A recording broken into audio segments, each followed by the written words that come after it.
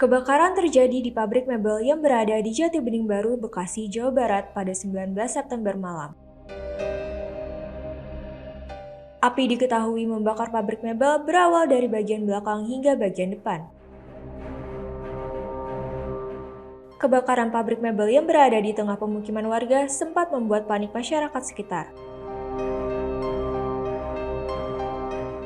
Tak hanya kobaran api yang terlihat di pabrik mebel ini, kebakaran juga disertai dengan ledakan beberapa kali. Api diketahui sempat merambat ke rumah warga hingga menimbulkan kerusakan di bagian belakang pabrik mebel.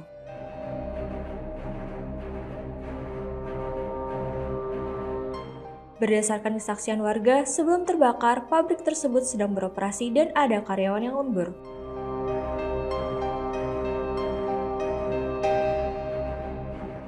Diduga kebakaran terjadi akibat korsleting listrik dari kabel yang menyambar tumpukan mebel dari kayu.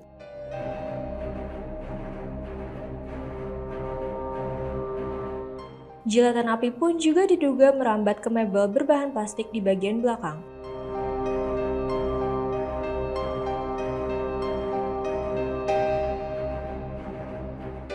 Makanya tuh jadi ini kabel tuh konslet. Lagi konslet. Iya. Di bagian mana, Bang? Bagian belakang. Ini lagi lembur atau lagi ada produksi atau gimana, Bang? Sedang sih lagi lembur. Lagi lembur. Iya. Produksi apa sih, Bang, ini, Bang? PT ini produksi apa? Produksi Penta Prima. Dia produksinya apa? Mebel. Mebel ya, seperti mebel lemari gitu.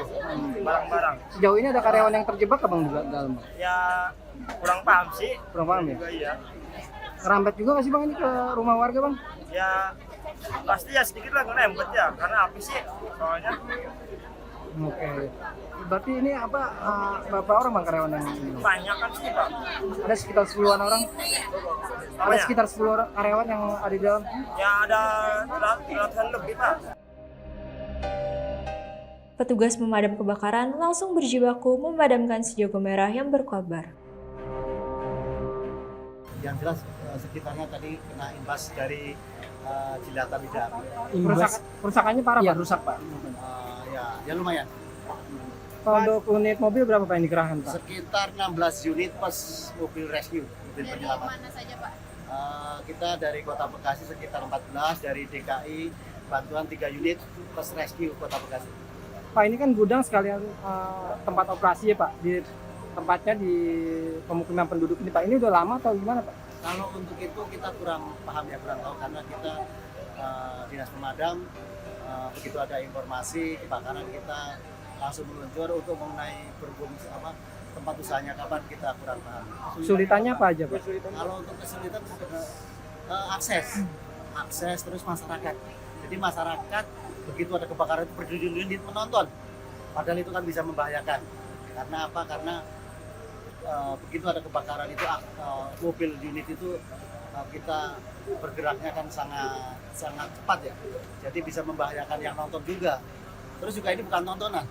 Harusnya memberikan akses dan memberikan ya tempat, dalam artian ya begitu ada kebakaran jangan menutupin jalan ataupun ya banyak kendaraan-kendaraan yang harusnya bisa steril tapi banyak yang pada parkir di pinggir jalan. Sumber air gimana, Pak?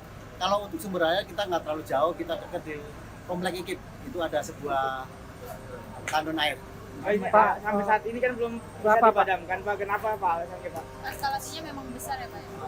Akses saja sebenarnya kalau untuk keseluruhan sekarang sudah padam, api sudah dibawa, tinggal sisa-sisa api yang masih di bilik-bilik, di sela-sela tembok ataupun sela-sela benda-benda yang terbakar tadi itu. Total berapa jam, Pak, pemadaman ini, Pak, berarti, Pak? Ya sekitar kurang lebih sudah sekitar 3 jam gitu. Ini karena memang materialnya kayu tadi itu. Betul, jadi materialnya kayu dan tadi ada tender juga. Jadi itu yang membuat cepat merembet kebakaran besar kebakaran. Sumber apinya tadi dari mana?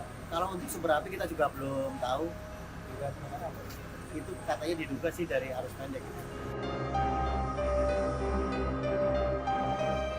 Proses pemadaman sempat terkendala karena akses jalan yang sempit dan warga yang menonton kebakaran.